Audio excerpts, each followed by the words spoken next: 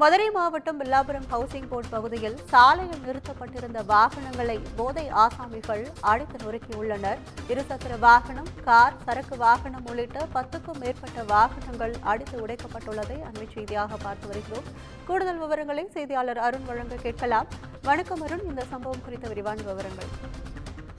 கற்பகம் மதுரை மாநகராட்சிக்குட்பட்ட Villapuram housing board பகுதியில் கிட்டத்தட்ட 10,000க்கும் மேற்பட்ட வீடுகளானது இருந்து வருகிறது. இங்கே நடுத்தரம் முதல் ஏழை எளிய மற்றும் வசதி படைத்தவர்கள் என அனைத்து தர மக்களும் இந்த பகுதியில் வசித்து வருகிறார்கள். இந்த நிலையில் நேற்று இரவு அந்த பகுதியில் மது போதையில் வந்த ஆசாமிகள் சிலர் அங்கு சாலையோரம் மற்றும் வீட்டு முன்பு நிறுத்தப்பட்டிருந்த சரக்கு வாகனங்கள், இருசக்கர வாகனம், கார், ஆட்டோ உள்ளிட்ட 10க்கும் மேற்பட்ட வாகனங்களை அடித்து உடைத்திருக்கிறார்கள்.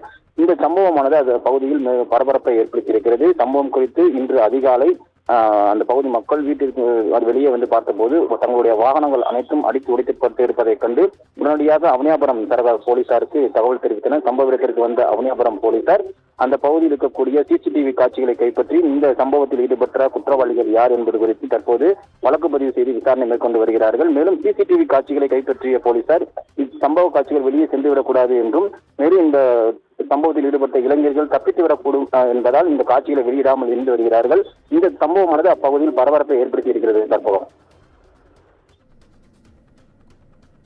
விவரங்களுக்கு நன்றி அருண்.